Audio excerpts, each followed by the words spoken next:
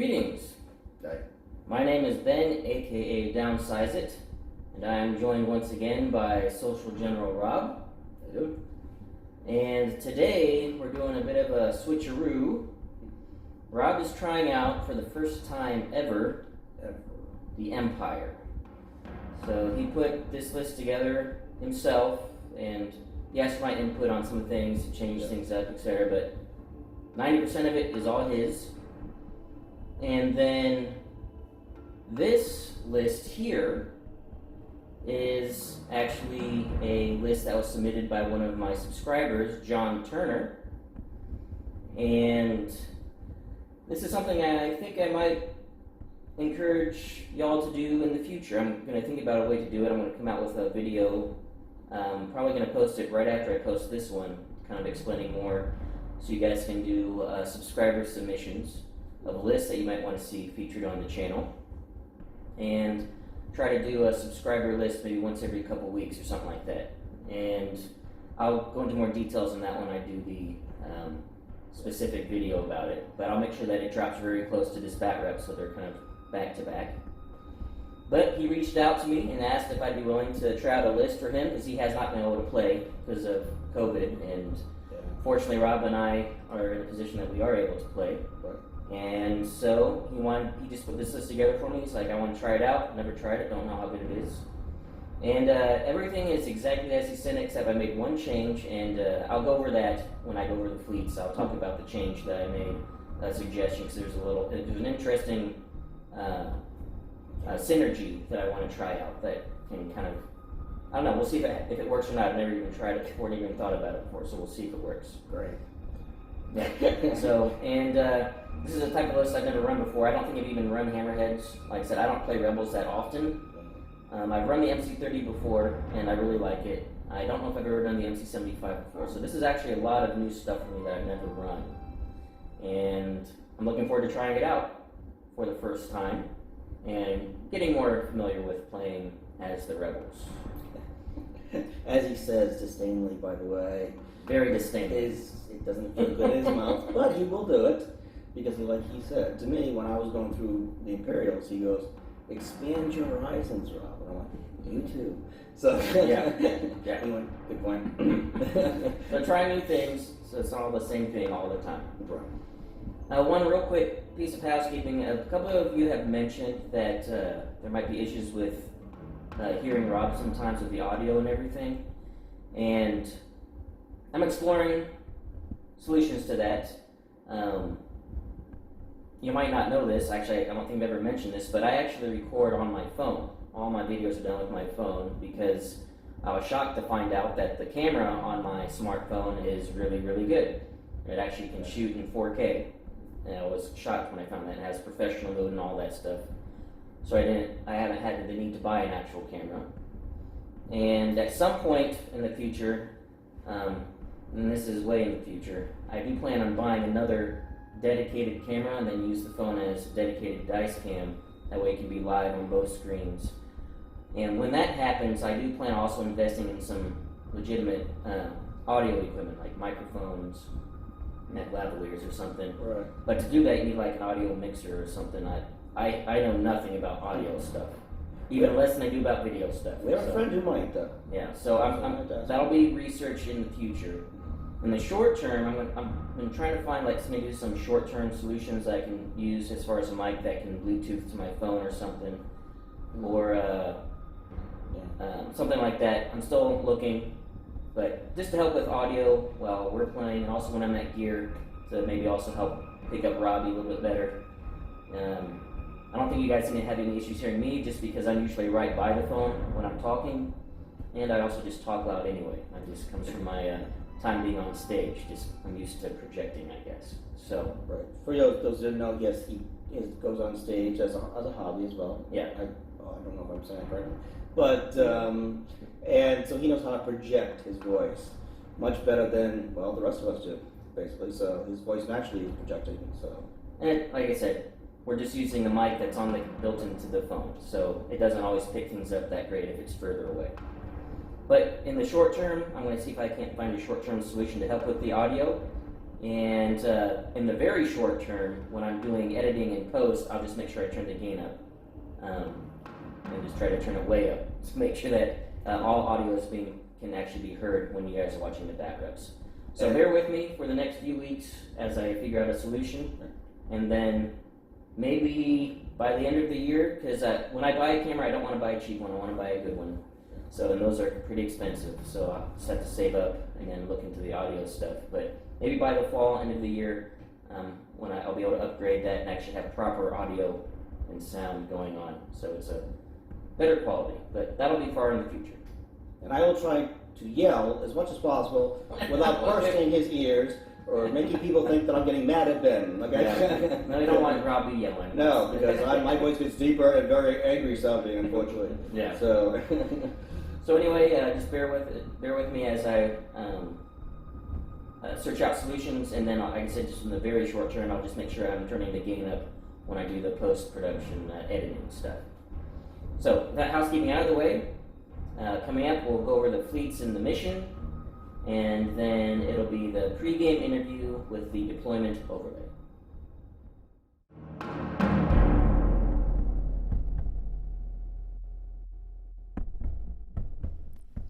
For the Rebels, and this is John Turner's list, we have Commander Sato on an MC-75 Ordnance Cruiser with General Draven, Ordnance Experts, Electronic Countermeasures, Flechette Torpedoes, and Assault Proton Torpedoes.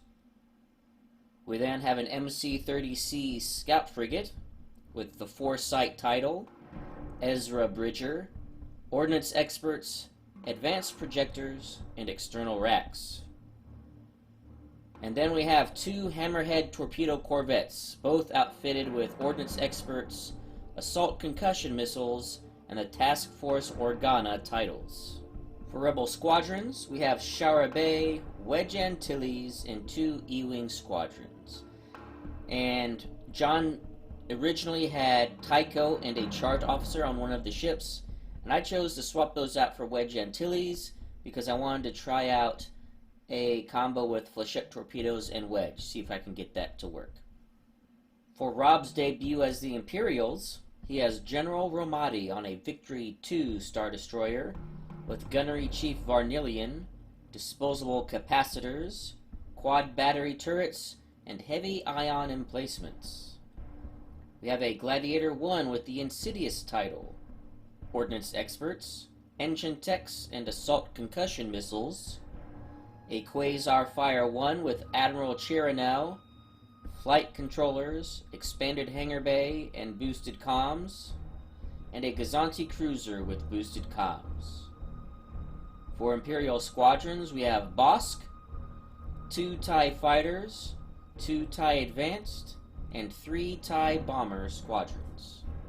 For missions, we both came in at exactly 400 points and did a roll-off, and I won the roll-off and chose to be second player.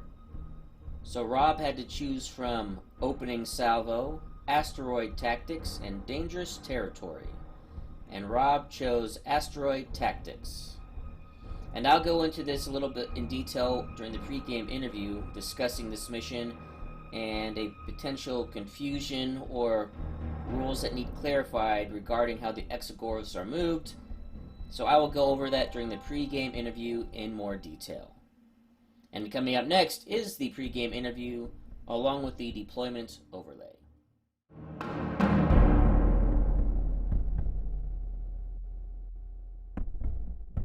Okay, so now that went over the fleets and the mission, and just a quick point on that, our opener and the picture you saw was slightly off. I forgot to bring out another TIE bomber, so Rob has 3 TIE bombers, not 2. That was showing in the picture before. You tried to stick me. Yes.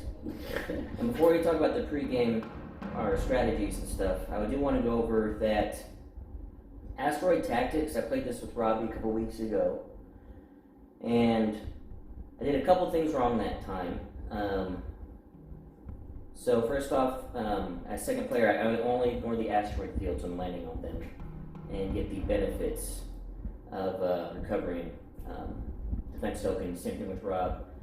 he can land on asteroid fields to recover defense tokens, but the debris fields do not count for that. The other thing is with the Exegorths, with how they move, and so how I would have read this during the going over the mission, but I just want to go over it again now. The second player places the 2 Exegorth obstacles, each touching a different obstacle. That's the end of the round. Now I took that to mean that they each touch a different obstacle means that 2 Exegorths can't be on the same obstacle.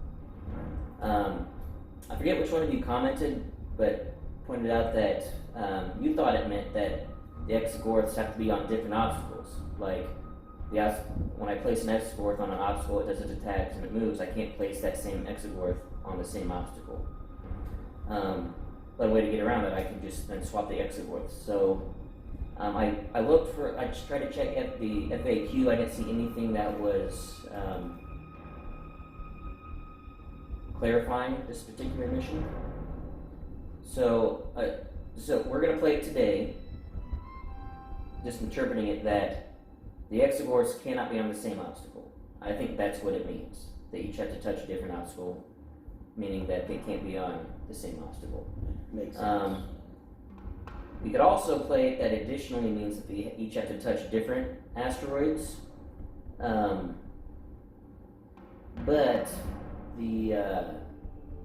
like I said, I could just swap them.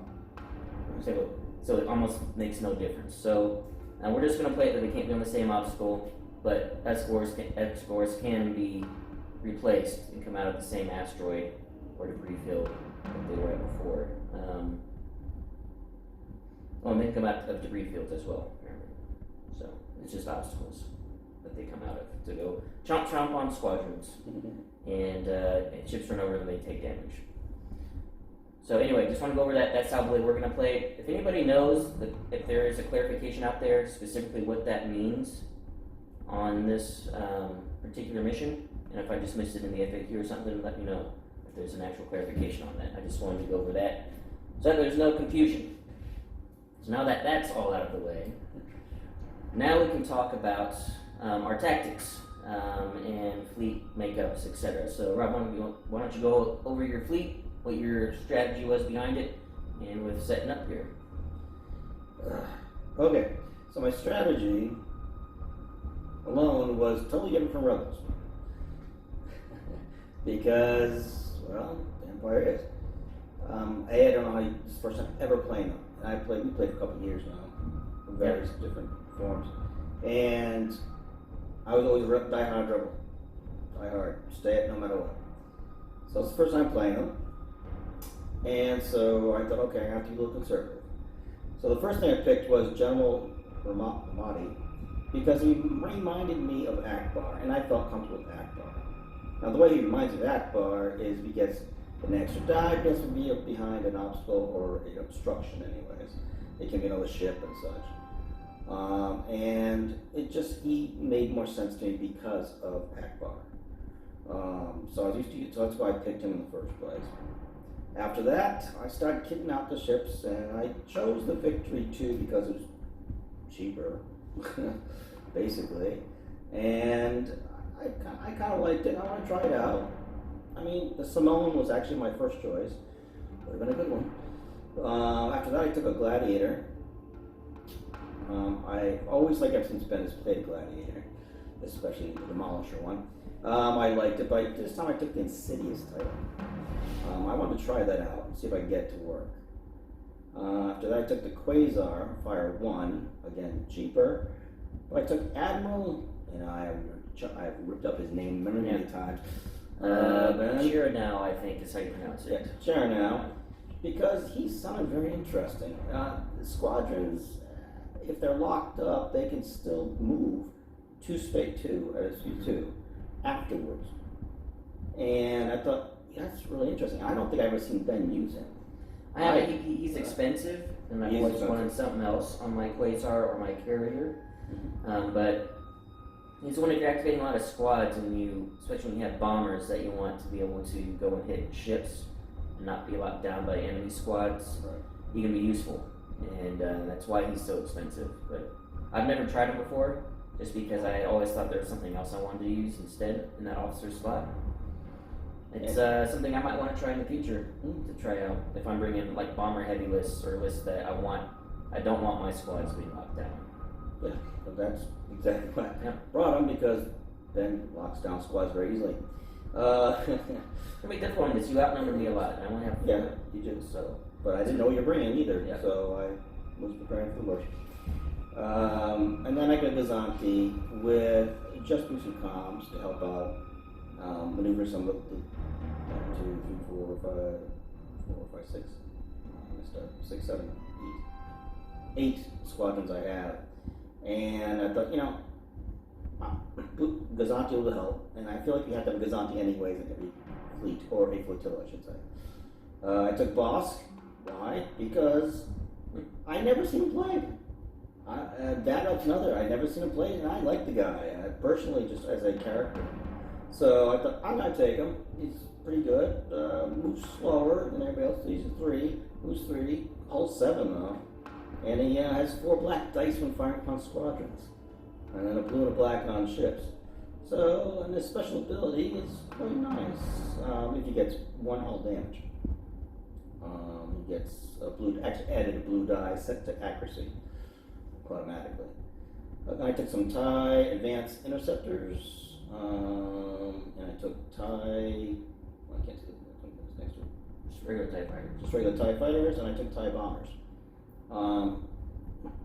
There again, cost came in for a bit, so I kind of fitted them in. And plus, I won the classics. I mean, come on. So.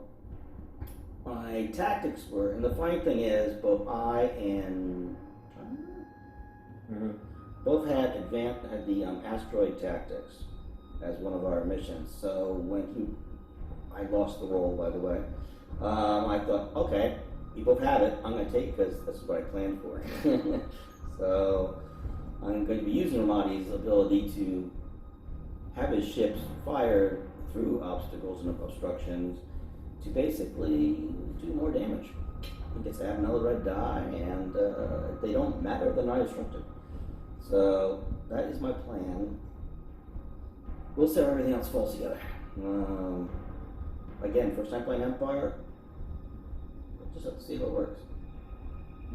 So the list that I was given by John is black dice heavy, and also with Sato designed, even though I don't have a lot of squads, there's enough to where just as long as I get them close to ships, I can throw black dice at any range because I can swap dice out with Sato. And the goal is to try to get these black dice going off with all of the black dice crits that I have with the assault concussion missiles, assault proton torpedoes, etc. And I set up, he kind of gave me a little bit of his thoughts and strategies behind it, and the way this was set up, I did it slightly different. But I kept the hammerheads separate, and they're going to be flying information together from the rest of the fleet, so they can get their task fleet Organa, but they're designed to come in quick, throw off some really effective black die shots at close range on Rob's fleet, and they will probably die. So yeah, pretty fragile. But I'm hoping I can get in behind Rob with them. Now my MC-75 and MC-30, they're going to be my heavy hitters, my primaries. And the reason I set up the way I set up here is because I have some interesting characters. I have Ezra, and I want to be sure I use him to basically maybe throw an asteroid in front of Rob's ships to force him to run over it and take a crit. And you will notice in the list that he had included General Draven. Draven is unfortunately not the greatest officer because he's so very specific on how effective he is. And you will notice when I went over the list that Rob has nothing in his squads that lets me use Draven. My opponent needs to have intel or counter on his squadrons, and Rob has none of that. So Draven is not going to be used at all. Unfortunately, he's only 3 points, so it's not that big of a deal. But it's one of those unfortunate things with Draven that he's so restrictive on his use. The interesting thing though is the flechette torpedoes. I've never used them, and that's why I brought Wedge. Because flechette torpedoes, when I hit, I can choose to spin the black crits to move the activation slider. And my goal is to get the MC-75 in amongst Rob's squads, do some flat shots with the flechette torpedoes, get his squads activated, and then use the MC-30 to activate Wedge, send Wedge in to do what Wedge does with his 6 blue dice against ships that have already activated, or squads. So that's the combo that I changed. He originally had a chart officer and Tycho, and I chose to remove the chart officer and Tycho because I saw that flechette torpedo thing, and I wanted and put in Wedge because I wanted to try to see if I can get a Wedge combo off. Continuity combo. But with a ship, and not with like Dutch or Northern. So that's a normal combo is Wedge Dutch. I want to see if I can do Wedge with flechette torpedo, see if I can get that to go off. So I'm going in fast. I'll let everybody know. My entire fleet is going speed 3. Rob's going speed 1, and I learned from the best Imperial that I know. yeah, I'm going to see if I can. I want to try to see if I can get in close quick, get those extra black dice from Sato, and just start hammering fast. Because I think if I let Rob do his squads and get into the group with his squads, he outnumbers me pretty significantly. I could be in serious trouble. So we'll see what happens. See if I can mainly drop his squad activators, and see if Rob can get his obstructed shots to get those extra efficiencies with his red dice. And again, this is new for both of us, both these fleets, so we'll see how it goes. And we're going to plan our dials, then coming up next, it'll be at the start of round 1.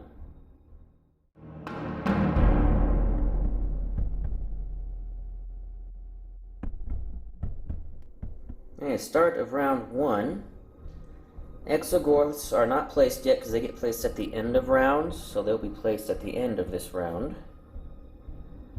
We've got Sato, an MC-75, escorted by Foresight, Shara, Wedge, and the E-Wings prepared to do what they can, outnumbered.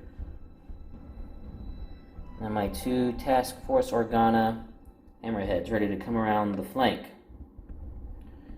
And then General Romodi on his Victory 2 lined up in formation with his forces ready to move forward and attempt to overwhelm the rebels.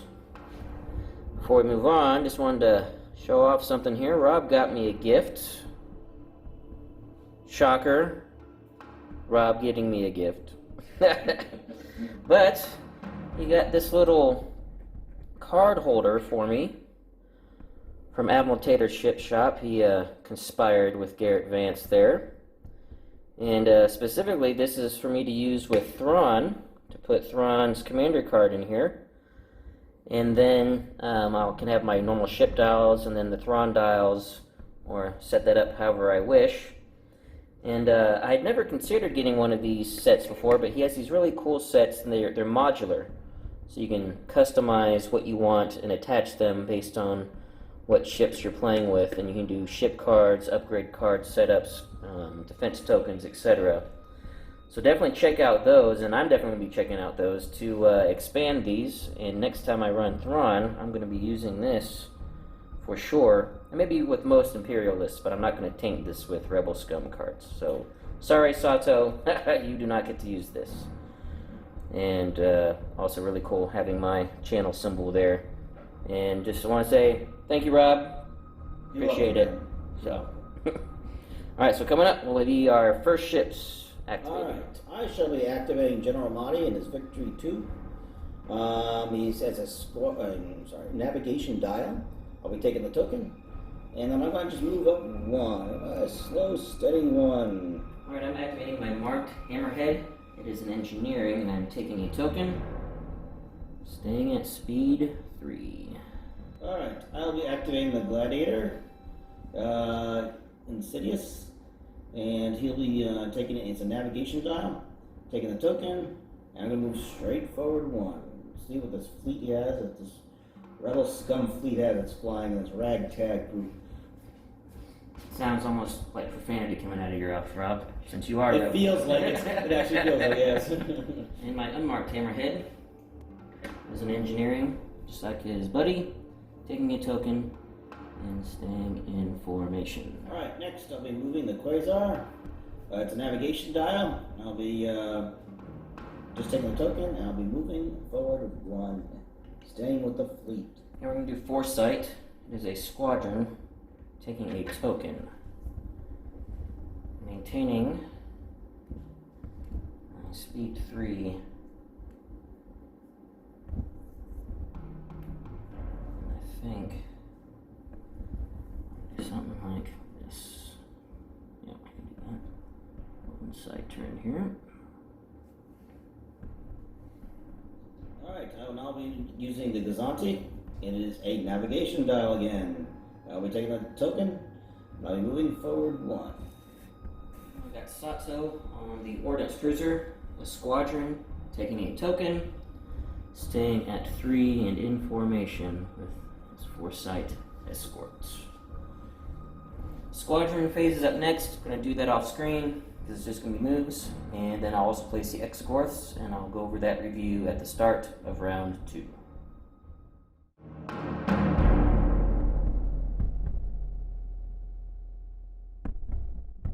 Start of round 2. The E-Wings, led by Shara and Wedge, moved over here to stay in formation with their command ships. For the Empire, we had a couple TIE bombers fly out to the edges, and the advanced and regular fighters also staying back. And on this side, we have Bosk and another bomber. And Rob placed them all well away from obstacles, as the X-Gorths are a thing now, and they erupted out of these 2 asteroid belts for this turn, and they do their attacks at the start of the squadron phase. And if ships land on them, ships suffer 1 damage. Alright, I'll be moving the Gladiator. It is a concentrated fire dial. I'll be taking a token, and I'll be just moving straight forward 1. Okay, gonna go with Sato in the Ordnance Cruiser. It's a Navigate, and I'm just gonna be using that dial to get an extra click at the 3 here. Staying at speed 3.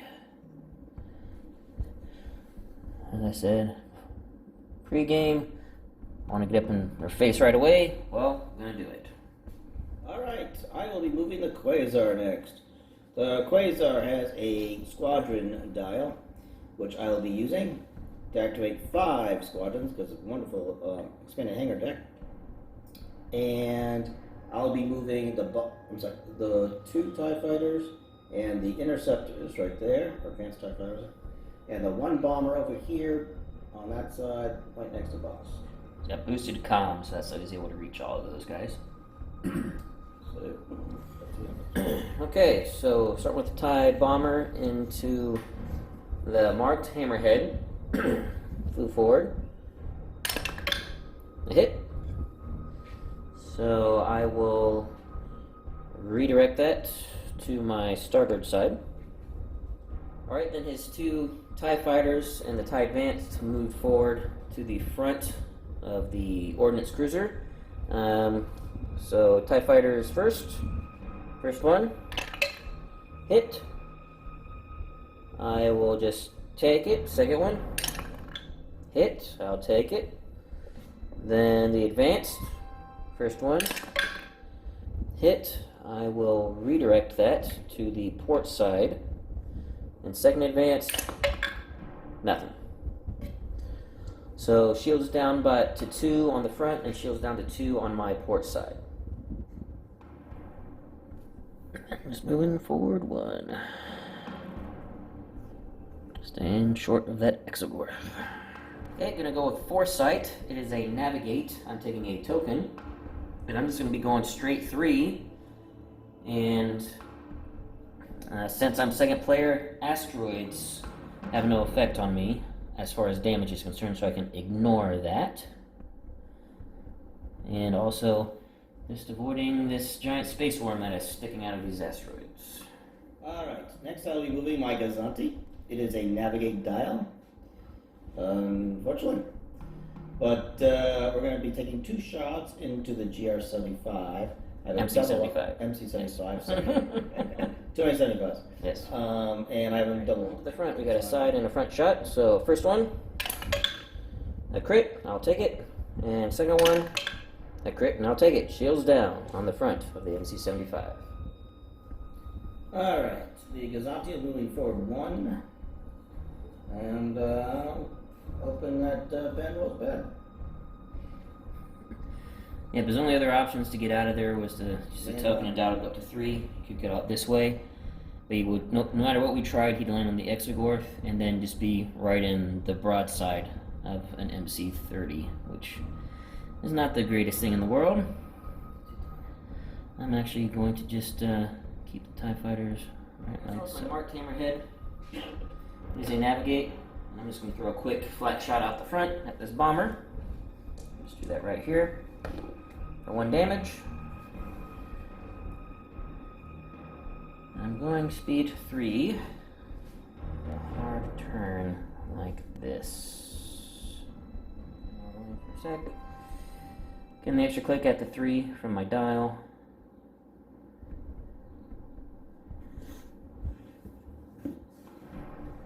Take a hit from this victory, but let's see if I can. So now I'll be moving the victory. The dial is a concentrate fire dial. I'll be using it. And I'll be shooting out my side arc into his front. Yep, and Rob was saying I barely got lucky. I'm going to claim not luck. I did this totally on purpose. Just outside the front arc, and also just outside of medium range.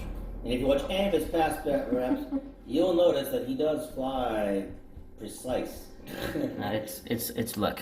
Yeah, right. Or I can claim skill. I don't know. Okay, so we have 2 reds, and then he gets a blue from quad batteries because I'm going faster than he is.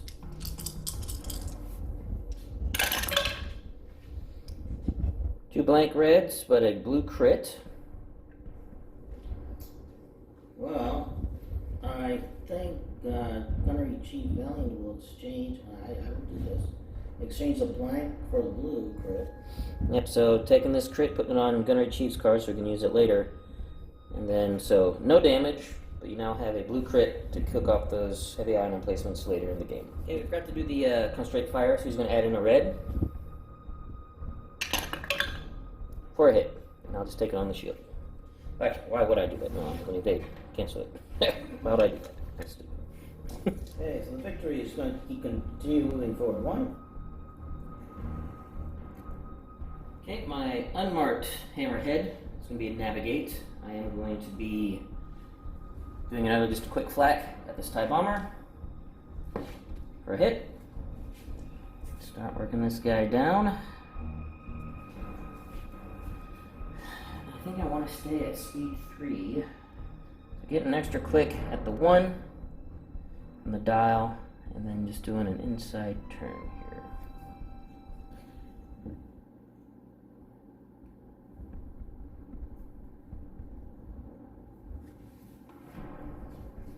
Alright, then squadron phase. The only thing I have that's going to be attacking, I think is Boss, is going to probably want him to come in, I imagine. So Boss will come in. Show me into the side with no shields. Alright, Boss, get into the side. 2 hits. I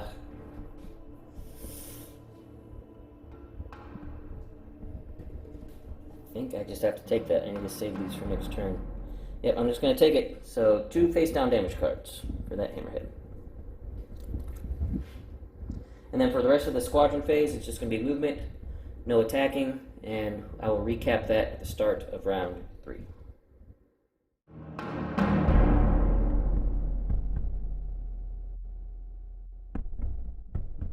Start of round 3. Rob's 2 TIE bombers came up here to stage for this round, and my E-Wings responded. Wedge moved forward as far as he could to prep. But the important thing is Shara was able to jump all the way forward. There's a little spot she could fit in, and she is locking down all of these imp squads right now. She is within 1 and engaging them all and daring them to attack her. because I have been on the receiving end of trying to kill Shara. We have an Exogorth has erupted out of this debris field, because it is obstacles, not asteroids, where they get placed. And then the other Exogorth has erupted out of this debris field. Sees a tasty TIE bomber it wants to nom nom on. Rob is first player, and he'll have an interesting choice of which ship will he be activating first. Alright, activate the Gazanti. It is a squadron token, a squadron dial, sorry. And he'll be activating both of the TIE Advanced, and they will be going after Shara, because they kind of have to. We kind of saw how this went. Yeah. In the previous game, where I sent some advanced after Shara, and it did not go well for me, so we'll see. Then he's also got a side to front shot, then an obstructed front to front shot, which is good for Romodi. You're actually going to be getting 2 dice with the Gazanti. So, alright, we've got the advanced on Shara. Which one do you want to attack first? Because it will matter for the counters. I'll take the one closest to Shara first. Alright, so the one that's on the corner. 2 hits. I will brace that to 1. Then counter back for 2 hits. Then the next advanced. 2 hits and an accuracy. So I'll stop the scatter. I'll burn the brace to take 1, so she's taking 2 damage total, and then counter back for 3 damage on that advanced. Okay, and Rob decided to actually do a flak shot at Shard to keep working on her. So 1 black for a hit. I will scatter that. Alright, so front to front, Gazanti into Foresight. 1 blue. It's obstructed, so with Romodi, he's actually gaining a red. A double and a crit. I will spend an evade. Using Foresight's ability, have you reroll both. So a crit and a hit. I guess it's 1 better. Then redirect. I have advanced projectors and Foresight. That's kind of redundant for the second part of Foresight because advanced projectors are better. But I'm going to take 1 in the back and 1 on the port side. But Foresight is still fantastic for getting the double effects of the evades. I will be moving 1 with the Gazanti. There is really no choice. I will be ramming, well, hurting myself upon the MC30. Yep. With the Ramming face down. and taking it face down. Okay, I'm actually going to activate Foresight. And I guess I need to pan back here first, because first I'm going to do Ezra.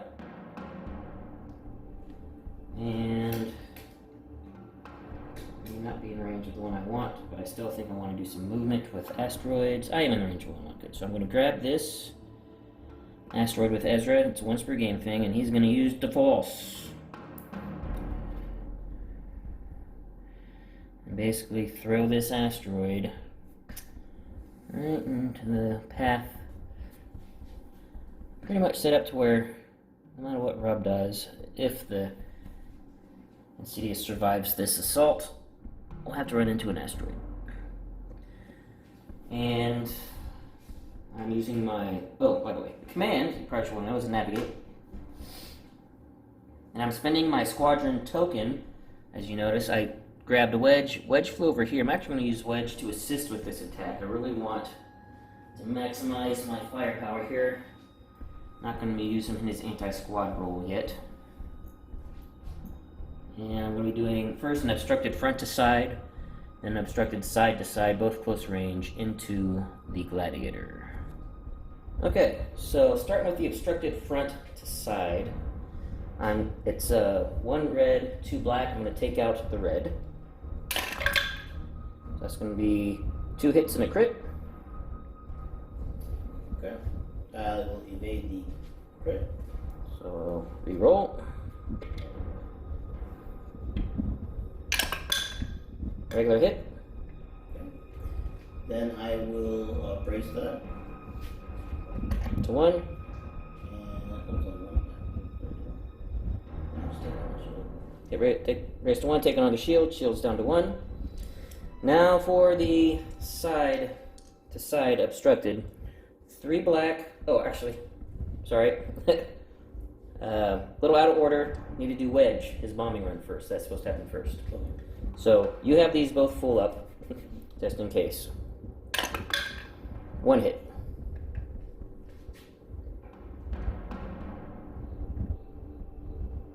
I'll just take that shield. Yeah. Right, so shield's down on the starboard side. Or you would have taken 1 shield and then you would have had the double hit coming in with 1. Would you want to redirect that to the front or the back? No, I would redirect that. Okay, so shields on 1 on the side and shields on 2 on the front. That was my bad. I forgot to do the squadron first. Then, all right, so 3 black, 2 red, and it's obstructed, so I'm going to take away a red. And I'm not going to use Sato's ability because I want the red to potentially maybe give me an accuracy. Actually, you know what I am going to do? I'm going to just go max damage potential here. I'm going to take out the red and replace it with a blue.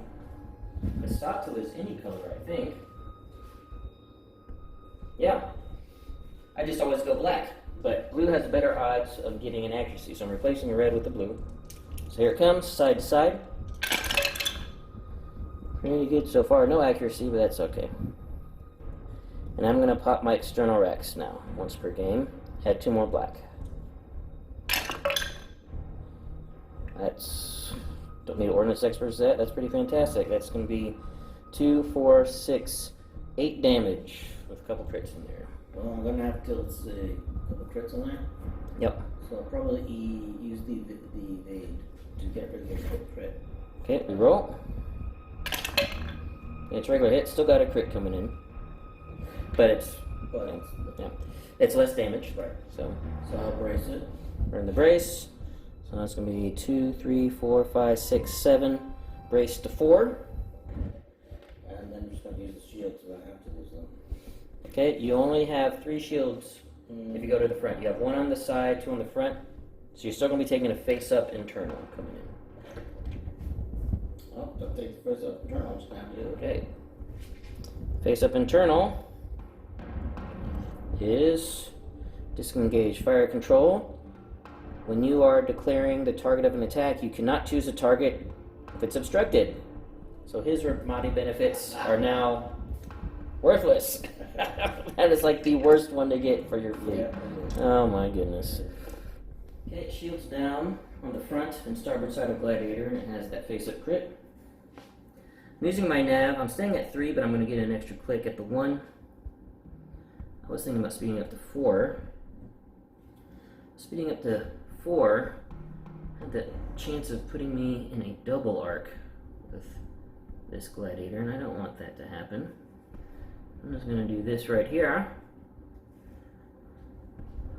Round into the back. Oh, looks like I might still be double arc. Getting double arced. Oh well. Didn't quite go as I had planned. But that is okay. Alright, I'll be activating the Quasar first, for next. And it is a squadron dial. I'm only able to reach the 2 TIE fighters at the moment. So they have, luckily, Admiral Chernaro, I'm going to call him one. He's able to get somebody who's locked down out of block. They can only move 2 though, which is right in the range of Wedge, where Wedge decided to go help out, take down the Demolisher, Gladiator. So they're going to be attacking Wedge. Yep, and then no shots for the Quasar after that, so just these shots into... Okay, so he is going to get a side-to-side into the MC-30. I completely forgot I was back there. So that will happen after the TIE Fighter shots. So, first TIE Fighter, 3 blue, +1 with the flight controllers. 2 hits, 1 accuracy, which is not going to matter. You don't have Swarm yet, because not for the first one. So I will brace that to 1. And the next one coming in will get Swarm. Right now, 1 hit with 2 accuracies. And then Swarm the crit. 2 hits, so 3 total damage on Wedge.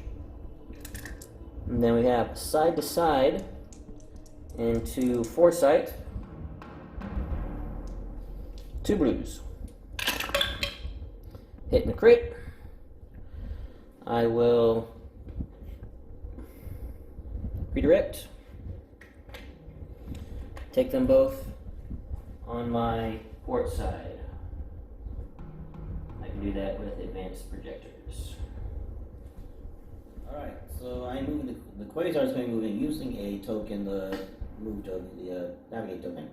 I'll be going up 2, and I'm moving up to there, right there. Then the protection and a little hopefully. Yeah, we're going to do my marked hammerhead. As an engineering, I'm going to use my token to gain 3 to heal 1 damage card. And I'll be doing I'll get a better angle here, a side flak into that bomber, and then a medium range shot, a blue and a red, into the side of the flak shot. Nothing, Ordnance Experts. It's a hit, so that bomber is down to 2. Then into the victory with Romodi. Red and a blue. Just 1 hit. We'll just leave it.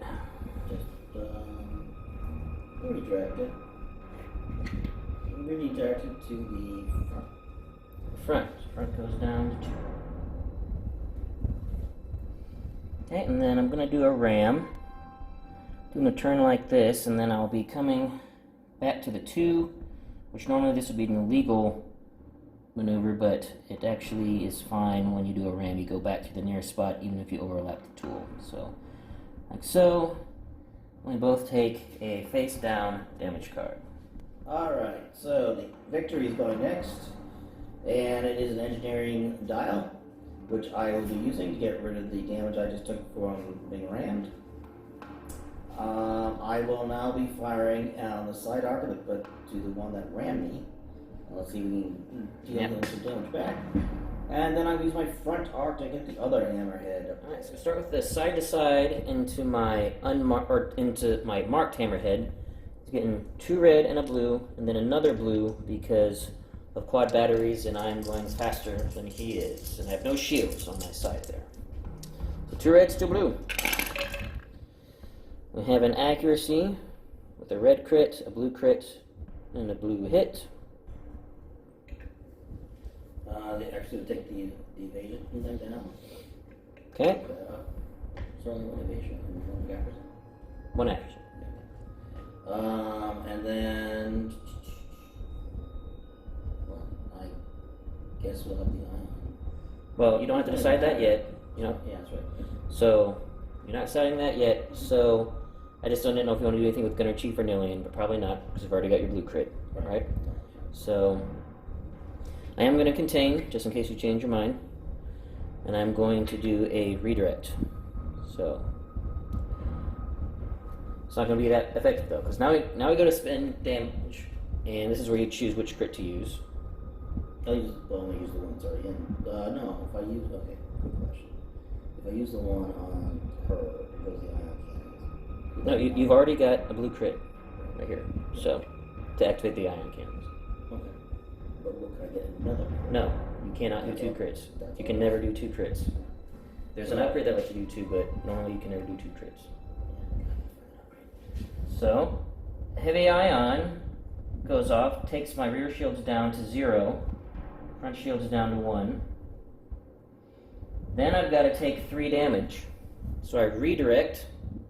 So I take, the only place to redirect is I have 1 shield left on the front, then I take 2 face down. I have 1 health left, so I'm glad I did an engineering. Almost blew me away. So close. I'll probably be blown away by Bosk in the squad phase. Okay, now for the front shot. It's going to be 3 red, 3 blue, and then 1 more blue because I'm going faster than he is.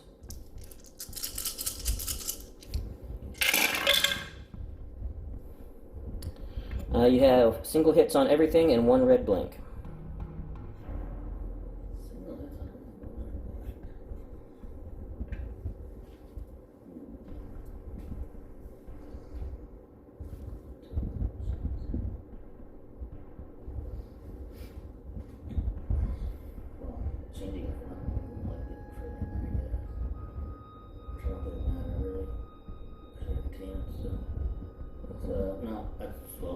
Just gonna leave it as is. Okay.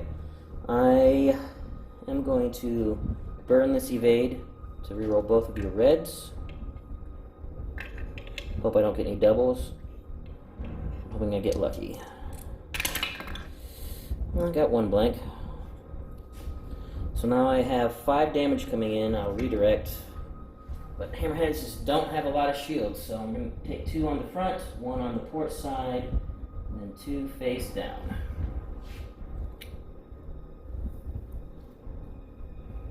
Alright, for moving phase, I'm going to move him forward.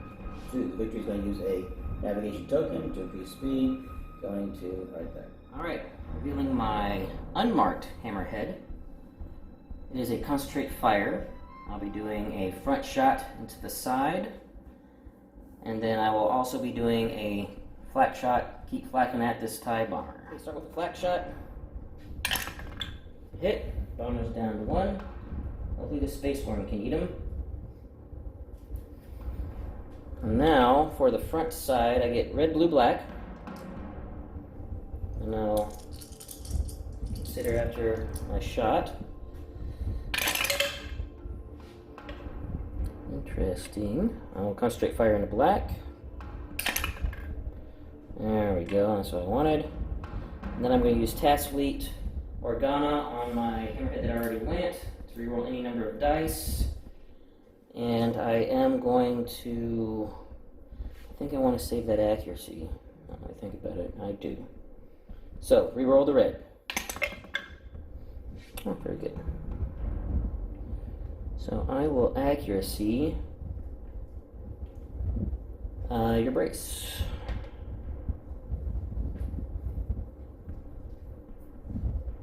Okay, 1, 2, 3. You're taking 4 damage, and I also have assault concussion missiles, which, again, technically I don't choose now if I'm going to use them, but you can probably guess I'm going to be using these. Yeah.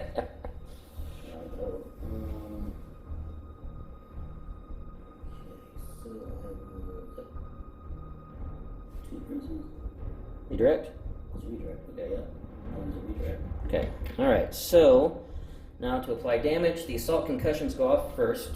So that's going to be 1 damage on your back, 1 damage on your front. So shields down on the back, shields down to 1 on the front. And the redirect, you can only redirect 1 because you only have 1 left on the front. And then you take 3 damage on your side, which drops the shields on the side. So the other hammerhead gets a little bit of revenge, dropping the shields on the Victory. Okay, I'm going speed 3, and I'm just going to be going straight because I want to ram. So I'm just going straight ahead, ramming right into the side. We both take a face down. This hammerhead now has 3 damage remaining. My other hammerhead has 1 damage remaining. They are smoking on fire, but they are 2 small guys punching up at a big guy. Okay, the Gladiator's up next. He's got a navigate dial, and we will be shooting out of the back and the side arc into the MC-30. Yep, we got a rear to side and then a side to rear shot coming in. Alright, starting with side to rear shot, 4 black.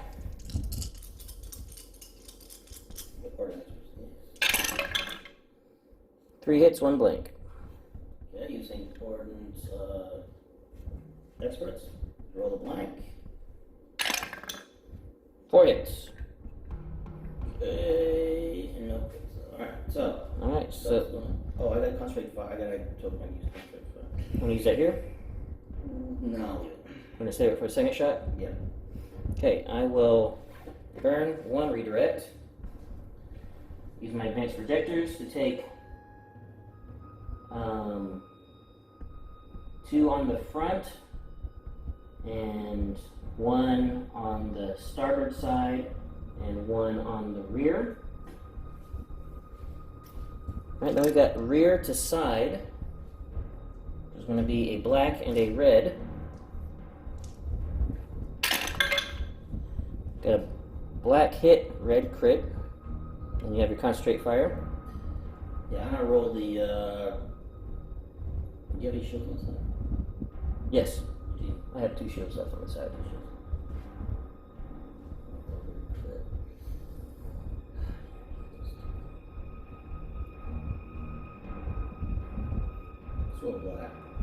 Adding a black. Yep. Hit crit. My assault flush grenade. Hopefully not. Evade.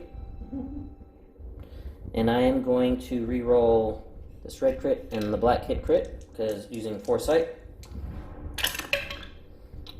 So now it's just 2 regular hits, no crits. Power Foresight there for you folks. And I'm just going to take it on the shields. I don't want to burn any more tokens, so shields down. And somehow Foresight survives that onslaught. Alright, so the movement dial and the token plus engine text. We're not doing engine text yet.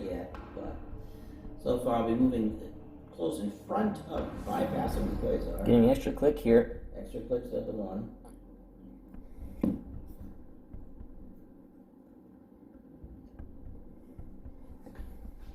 Now you can choose to do engine text if you want.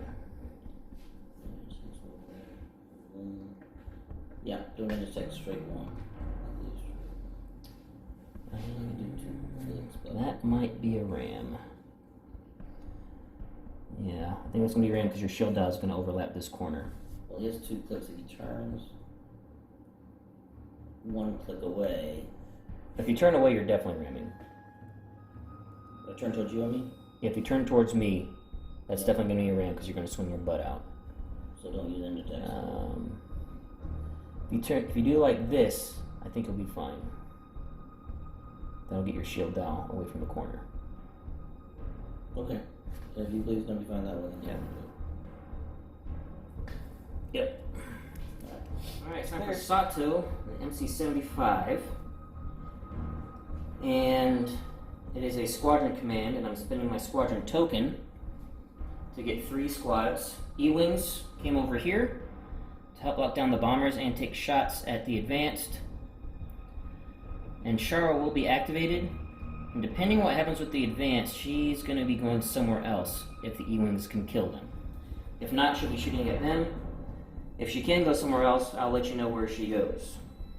And then I will for sure be taking a front to side shot into the Gazanti. Hopefully I get the accuracy to kill it.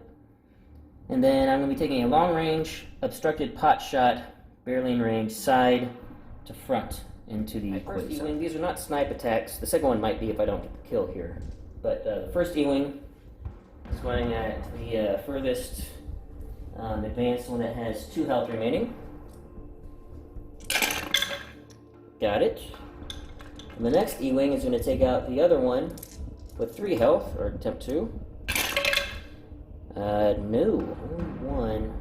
Yeah, no Torn far in this list. So, just 1 damage. Yeah, Shara's going to have to stay put. Shara on that advanced. 2 more damage. Nothing. Wow. Big time whipping on Rebel pilots. Of course, that's because they are inferior to Imperial pilots. Alright, now sorry for that earthquake on the screen there, guys. Front shot into the side of the Gazanti. 2 blue, 3 black. I really need to make sure I get a accuracy. So I think I am going to go ahead and use Sato to drop 2 black and add 2 more blue. So 4 blue, 1 black. And I got 2 accuracies, which is great. And then it's not quite enough, so I am going to use Ordnance Experts to reroll the black. Well, it came up to be nothing. It's okay. Get work done. So it'll be a hit and then a face down damage. And then I'll just ram him, I think, to... Oh, wait, I didn't need to reroll. You already had the damage. I did my math wrong. Oh, well. Forgot that you already did ram. Oh, I shouldn't have rerolled that, because that would have killed you. So... What's that? If you would have killed him, you killed me. Yeah, I mean, I don't want to. I mean, I'm the one that didn't look, so we'll just leave it. Just being fair. I mean, Yeah, it's like yeah. the shot goes through, and all of a sudden, no, move that caliber, set the caliber. Yeah. He's all right. It's like, we got the hit. No, I'll just leave it because I forgot to look, see if you had damage or not. So, all right, now so long range, side to front into the quasar. 3 red. Taking one away because of obstruction, so 1 red. It's just gonna be a little dinky pot shot. For hit and accuracy, I'll just stop a redirect. So take a shield down on the front. So because of my mistake, I am gonna ram. Doesn't do anything to me, but it's gonna kill the Gazanti. But it stops me from getting the movement I wanted. And like I said, Rob was gonna let me take it back, but you know, that's how you learn. I'll just live with it, and I have to just readjust for the later turns.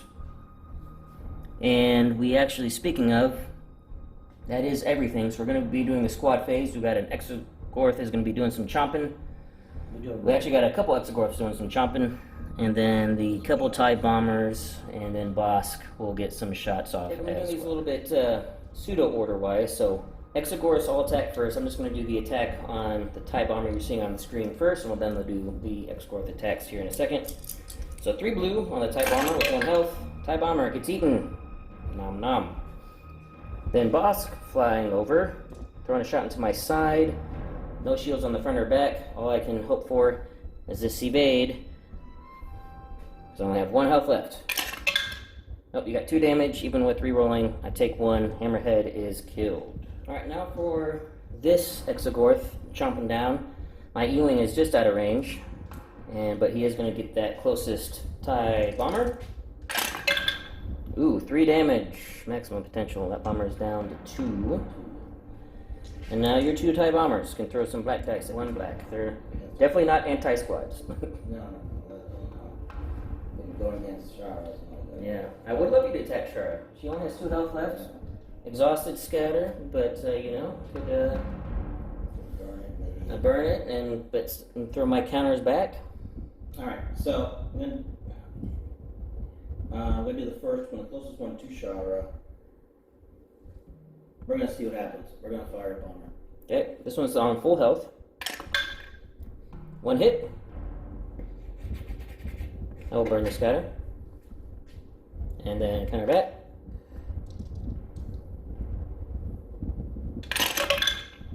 Two hits back, so that bomber's down to 3. Then the bomber that's on 2 health. Yep, she has 2 health left, but no more defense tokens. Going for it was bomber. Okay. Hit. Shara's down to 1. And that bomber's not dead. I only got 1 hit. Told you, rebel squads are inferior than superior Imperial forces. Coming up will be the start of round 4.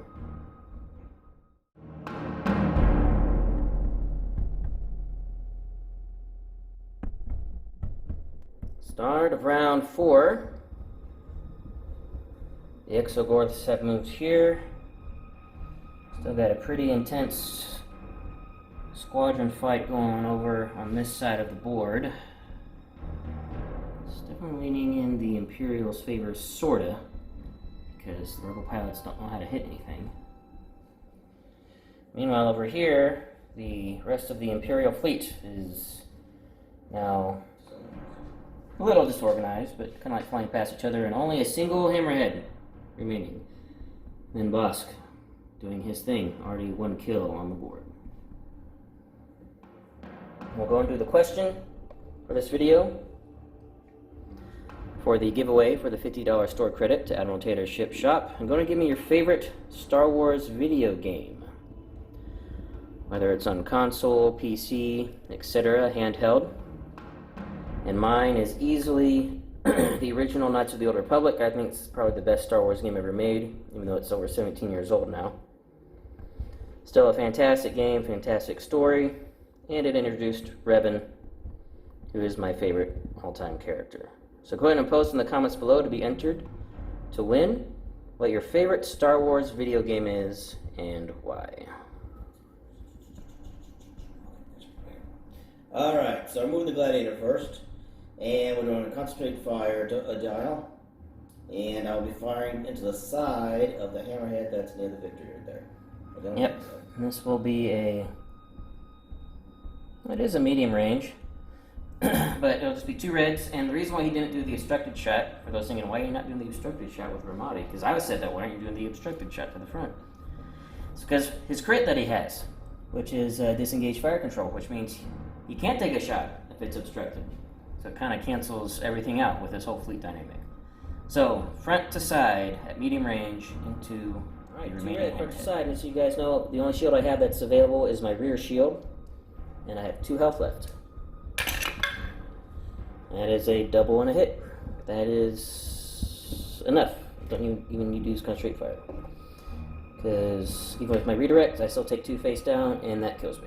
Alright, so I am going to be going 3. I'm using the click at the second and the... Okay, I'm going to do foresight. It is a navigate. I've got a long range shot into the rear of the victory. Should be 2 reds. Then I'm going to do a flak shot under this tie, and actually I am in range. It is blue dice. Flak shot on this advanced. So the flacking, first on the tie, hit, and on the advanced, hit. Then the pot shot into the aft, so the victory, no shields there. He just still has shields on the starboard side. A very accurate miss. Okay, using my nav down, staying at 3. Getting an extra click at the 1. Just coming along. The Quasar is a squadron dial. I will be activating only 2, unfortunately, I believe. Yeah, it's just these 2 TIE fighters in range.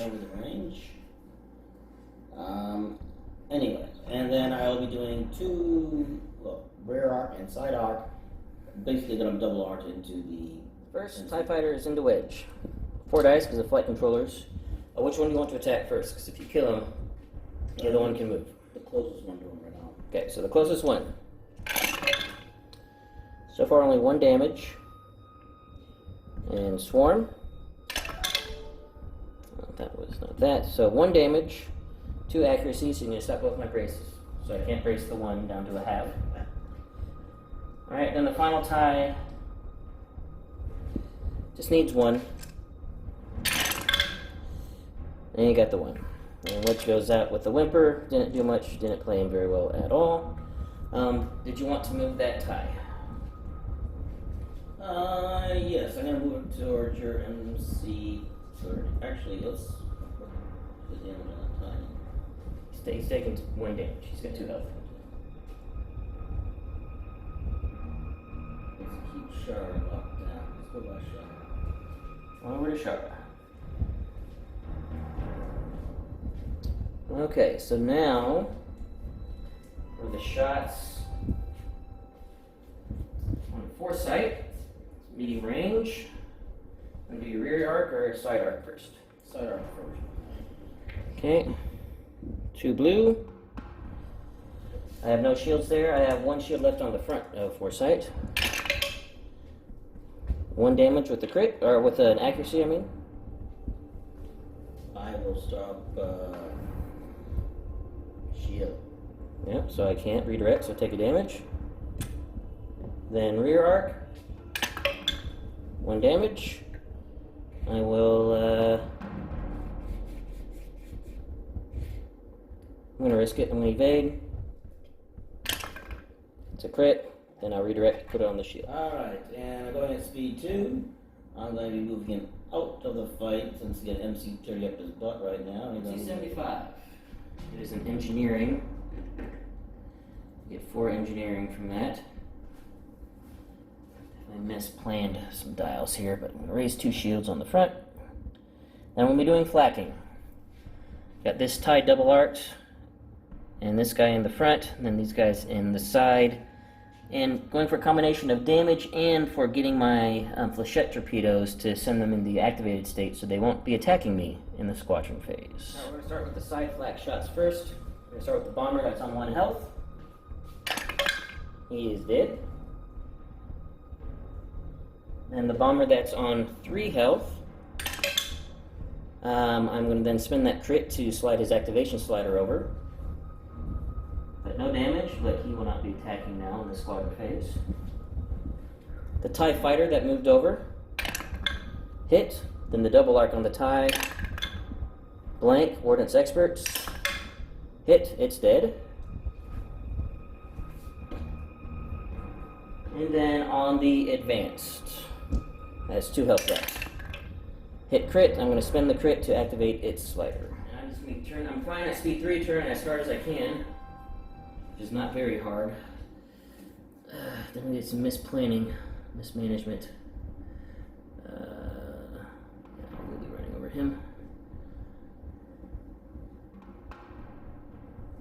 I don't know if I can come back from this one, we'll see. And you can place this tie. On that edge or about there. Okay, and the Romodi's victory is going to be doing a concentrated fire. Or is it what? Squadron, which is you will be taking a token because why not? But he'll be shooting out his starboard side into the front of the MC-75 and out his aft into the bow of the MC-30. Alright, starting with the aft shot into the front of the MC-30. 2 reds and getting a blue because of quad battery turrets, and I'm going faster. Got a double, a blank on a red, and a hit on a blue. I will exchange the... Just you know, your blue crits aren't going to help you here because I have no shields left. The heavy ion only affects shields. But it could be a crit anyway, right? That could be regular crit. And you have shields in front? I have nothing left. So regular crit would be better. So I'll exchange the plank for the crit. Okay, plank for the crit. Alright, I'm going to burn this to reroll 3. So now I'm getting it. So I think I'm doing this right. So 1 normally reroll, burning it, or then 1 from foresight getting me an additional, and then burning it because you're a larger ship than me getting a 3rd. So I'm just going to reroll all 3 of these. See if I get lucky. So I only got 3 health left. Alright. 2 crits. If it's structural damage, I'm dead. It is not. Blinded gunners. I cannot spend accuracy tokens, and then face down, I have 1 health left. Okay, boss, good deal. Yep, probably gonna be boss. And then into side to front of my MC-75. 2 red and a blue because I'm going faster. Accuracy, hit, and crit. It's a red crit. Swap the accuracy out. Yep. Okay. Fine. Now redirect Yep. to my port side.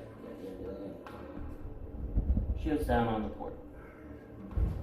Alright, the victory will be moving to and going towards the quasar. As we try to reform up the Alright, so squadron phase, we got Bosk coming in on foresight. black. You got 1 hit. Evade. Blank. Foresight lives on 1 health. Alright, then we'll do E-Wings first. E-Wing into Bomber. No, actually I have to hit the escort. So we'll do the E-Wing that's closest to the advanced. Kills it with 3 damage. And the E-Wing into the Bomber. Whiff. Shara. 2 hits, Bomber still alive on 1. And we'll be coming back to the start of round 5.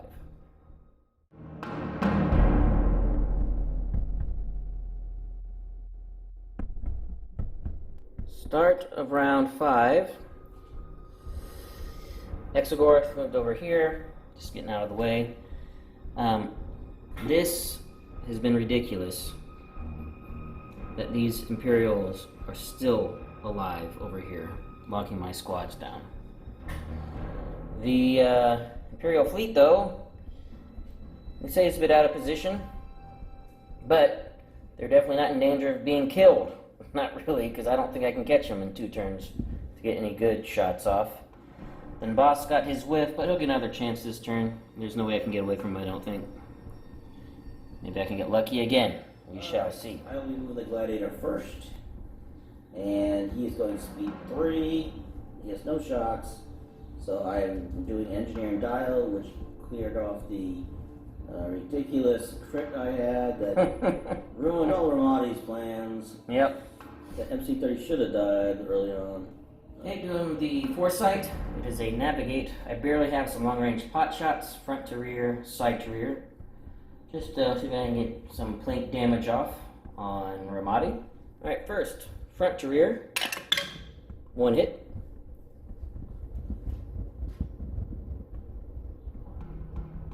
Redirected to the side. Okay, so side shields take 1. As you know, Rob has no shields anywhere except on the starboard side. Then side to rear. Hit crit.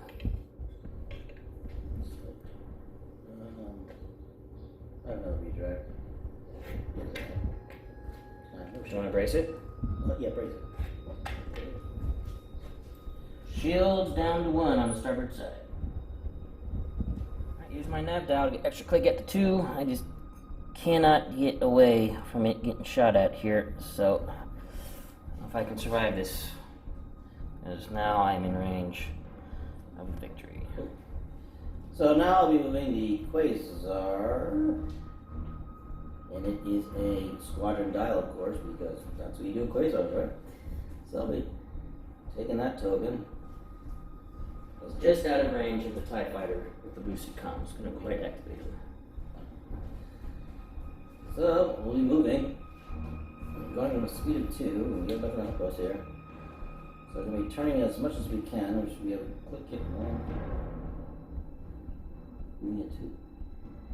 Which direction? I'm like, follow the thing. Okay. Be going to the right towards that direction, wherever it is. Trying to get out of the way of the MC75. 75. Still missed a lot of misplanning here. Engineering, raising shields. I really needed was squadron commands or nav commands, but that was just a lot of bad planning on my part. We're just going to do a double flak on this TIE. I'm out of range of this bomber, and then we'll be moving. Actually, I'll just do that right here. So, first one, it's a hit. Second one, blank, Ordnance Experts, it's a hit. So 1 damage left on that TIE. And moving, just turning as hard as I can. Still, it's not going to be enough. I'm just barely missing my MC30. Some rogue precision flying. Alright, Yep. It's the victory's turn. Okay, General Romodi's time. It is a concentrate fire. Oh, look at that. Alright. So, we are going to be doing a side shot into his front and then a aft shot into his front. So we'll see. Side to front first, and Rob's going to use his disposable capacitors because why not? He's not going to need any other opportunity to use them. So 2 red and a blue, then another blue because I'm going faster than he is with quad batteries. Hit 2 red blanks, a hit and a crit on the blue. Okay, I will exchange the accuracy for a blank. Okay, and what are we accuracy? And we'll accuracy brace. No brace. Because let's do it. Okay, I'll redirect actually. Alright, so now you choose your crit. I will do the ion, heavy ions. Yep. Heavy ions, so port side's already down, starboard side takes a hit, front takes a hit, and I'm going to redirect 1 to the side and 1 on the front. Then rear shot, 2 reds. And a blue. Oh, and a blue, because yep, speed. That was a double. Alright, so you got a red crit, a double, and a hit on the blue. I'm going to take the double and give you the one. I'll give the one back in. Swapping out the double. Yep, I will brace to 1 and just take it on the shield. Shield's down to 1. Alright. Going speed 2. Trying as best I can, hopefully not hit the quasar. Dewey. Barely missed. And that's how Imperial piloting finally belongs. Yes. Squadron phase. Rob's activating his TIE fighter and TIE bomber first. The TIE fighter first, so we can at least get swarm. Attacking Shara. Nothing. Swarm reroll. Nothing. I can't believe it. Counter back. That TIE fighter goes down. Then the bomber. The bomber gets Shara, of all people. Then Shara back. Shara kills the bomber, and then I'll move the E-Wings to a different position. And now for boss, can he take out Foresight? 1 damage so far. Oh, you have an accuracy. I will do it on your. Well, you have no shields. No shields. Do it on your vape. Yep, I am dead. Unfortunately, I can't force the spend. He locks me down, Foresight goes down. We'll be back at the start of round 6.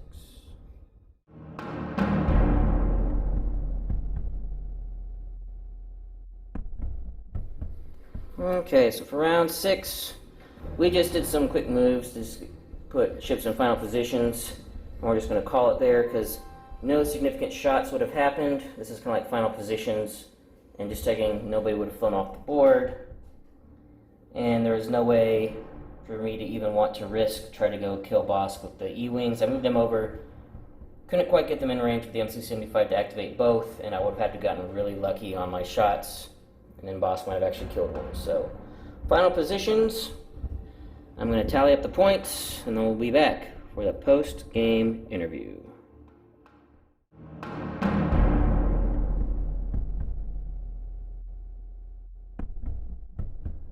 Alright, so there you have it.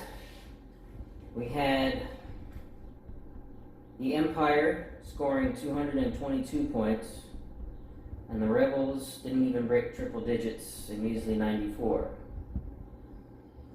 So that was a pretty terrible showing for that Rebel list. I apologize, John Turner. That was hot garbage. So misplayed so many things. But first, Rob, Yes. your thoughts on the match? John, I'm sorry too.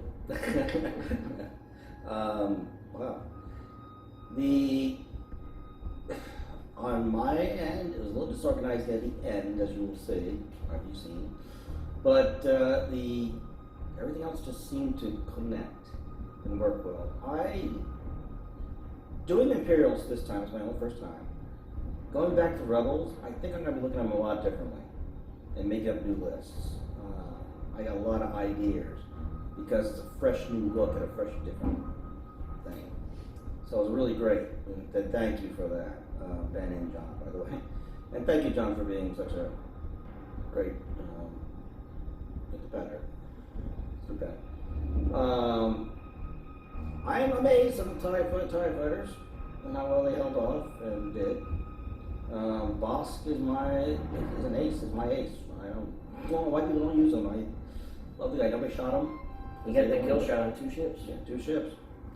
So everybody was scared of him. So it's great. I think they're scared of him more than Shara. Get that accuracy. And the ships just seem to work out right now. I didn't play them all perfectly well. And your MC-30, John, that took up. That really hurt. Really hurt the Gladiator. Okay, it really hurt it. I almost was willing to take it off the board and go around and try to repair it when I was way up here in the Neverlands. But, so it had me worried, it really did. And it had my poor Quasar worried. But the Quasar, even on its own, did pretty good. Taking some shots that we kind of both forgot about that it could take, you know? So, and flacking was the big thing, I think, in this game. Especially for your side, for the Rebel side. The flacking really did help narrow it down. Helped a little bit. Yeah. And it was interesting to play a Gazanti, or a flotilla, I should say, that actually can shoot. Right, yeah. That was interesting, and I kind of forgot I could do that. Until I saw the MC-30 right at me and the flag off the side, and that was very, very nice. But I enjoyed it. The Imperials, yeah, it was a great way to look at it. I probably would play them again. But I think I'll go back to Rebels for a bit and try to see if I can get them up there. Hammerheads I never tried. I don't think you said you tried them yet either. I saw how they're going to play them. I saw how you set them up, John. And I'm willing to try them out now. I really am. So I think I'll be delaying them too. I'll probably come up get on the list sometime. MC-30s are always one of my favorites. They're always great. Love those things. And the MC-75. I don't know what happened. It kind of slowed down at the end there. It just kind of got out of position, I guess. That was me not killing your Gazanti, ramming it. Yeah. That was a huge mistake on my part. Right. Took it out of the game, pretty much. Yeah. One of many. What do you do? Well, that was a terrible game. Absolutely terrible game. Thanks. It was, no, you played it well. I played it terrible. It was, and especially feel bad being the first list from a subscriber to debut on the channel. And I'm sure you guys watching, John, of course, and then Rebel players just watching saw all the misplays. The Hammerheads came in too fast. I had planned to have them skirt around the edge and stay on the outside, and I should have done that. I got too impatient, got them into range of Rob's Vic, and you saw just see how fast they drop. I should have been patient, waited one more turn, and they would have been in behind Rob's fleet and been fine. And totally misplayed Wedge. The whole reason why I brought Wedge, I didn't even use him that way. I sent him in to do a stupid bomber run that was dumb, and he should have gone in because that whole ball over here locked down so much for so long, not dying. Wedge being in there getting shots off would have killed something, I've been one less, and just the trash that was being rolled on the Rebel squads. Just keeping them locked down. It basically neutered Sato because I couldn't get the squad 3 to go after any other ships to do the Sato stuff. Misplayed my commands for the MC-75, planning out horribly, and like I said, just being stupid, shooting the Gazanti and ramming it, put me out of position by a turn, and that was all it was. I was one turn behind on everything. Otherwise, the MC-75 would have been in the face of your other ships, and would have been able to start shredding. So, just overall, it was just a really, really bad game on my part. Just played everything really poorly. Did not use my assets the way that I had planned to use them coming into the game, and just whenever I play a game, I always come in with an overall strategy, and 99.9% of the time I stick to it no matter what happens, and just make small adjustments here and there. And this game, I did not stick to my plan. I changed things up. I got impatient, tried, I don't know, it was just dumb. Did not utilize my forces the way it should have been, and not happy with the way I played. I can complain about the dice rolls and the squad roll. That doesn't mean it's a dice game. I could have mitigated that by playing better. And again, specifically with Wedge, if I would have used Wedge the way Wedge is supposed to be used, the right reason why I brought him, that squadron ball there that was locking all my squads down when I decided to engage would have been done much sooner. The MC-75 would have been freed, and I would have been able to do more shots on Sato stuff. And then the big one was sending the Hammerheads in too quick. That lost me the game right there, sending them in too fast and not being patient. Because they could hit hard because of how they were loaded out, and because I went in too fast, too soon, I was able to hit them with effect. I mean, I gave him a front shot of a Vic into a Hammerhead, which is, I play Imperials, I know better. And so it was absolutely atrocious play on my part. And Rob was able to capitalize on it, and that's what you do when your opponent makes mistakes. You got to capitalize on it. and Rob did. Well, I think in a So- way, it's also because I know the Rebels. Mm-hmm. So I knew what was going to happen when you're doing. I knew to use the Gandazanti actually as a buffer. Actually, that's what I did. And I mean, Ben, when we decided this last week, this will be swap. Ben said, "Go for your list, get a strategy, and stick with it. Know where things are going to go, you know, everything like that." And I did for the whole week. I've been like studying everything. I had my list. I think it was in by Wednesday. But I went over, even after Wednesday, I went over, all the way up to today. And made sure I knew everything I had on here, and make sure I didn't forget anything, and all that stuff. It's probably the first list I actually did study and really worked on. And then when you, I mean, to be honest, my nightmare, John, was that the Starhawk was going to come on the board, and with a bunch of M75s. I mean, I'm MC30s, there we go. I can't remember MC6s right, a rogue player. But a bunch of MC30s and stuff, and I was like, these guys aren't going to make it. I'm blown, I'm destroyed. No, thank you for not bringing stuff up, by the way. But watching the Hammerheads come off to the side like that, I was like, yeah, I'll put my victory right here. I know it can take it, and I know it can dish it out. So, yeah, like you said, what you did, you knew what the Imperials could do, but I knew what the Rebels could do, and I kind of capitalized on that on my end as well. Mm-hmm. So I think we both capitalized on it. So Shar and Wedge coming in, and then he said he hit Flechette torpedoes or whatever they are, Flechette rounds. I was like extremely worried that the Wedge was going to get like 6 dice or some odd number like that. He was going to get an incredible amount and shut things down. And I was like, oh boy. But Yeah, I played him there. I didn't play him at all, actually. I just put him out there and did a stupid move, and then he never had a tournament because you just killed him so fast. well, you thought he was locked. They were locked down by TIE fighters. Well, again, Forget about the Admiral yeah. Cheer that I had. Yeah. So. I wasn't paying attention to your list either. The Admiral Cheer now. So, Which is yeah, it was just, I'm just, definitely not my best game. So hopefully next time I do a subscriber list,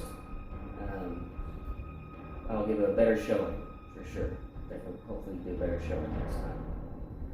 But Rob, good game. Very good First time with the Imps. Interesting. Yeah, thank you. Congratulations on it, and I don't know, maybe we can convert you over to the Empire, no longer be Rebel Scum. And That hurt saying that, I'll tell you that much when I get it go down. when you called yourself Rebel Scum, Yes, yeah, that really hurt. like blasphemy. Yes.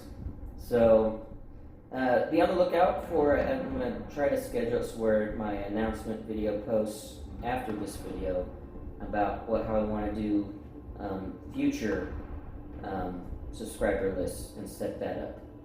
So I would like to try to do that on a semi-regular basis where you guys can submit lists, and then I'll take them out for a spin, and then again hopefully do better. But this also was good is that I was trying some new things out that I'd never done before, and it's a learning experience. And even though I played poorly, I definitely made a lot of mistakes that I'm not going to forget anytime soon. So I won't make them again in the future. I can promise you that. I definitely learned by failing a lot more than by succeeding, for sure. And I have too. Yeah. So don't forget to answer this video's question for this month's giveaway.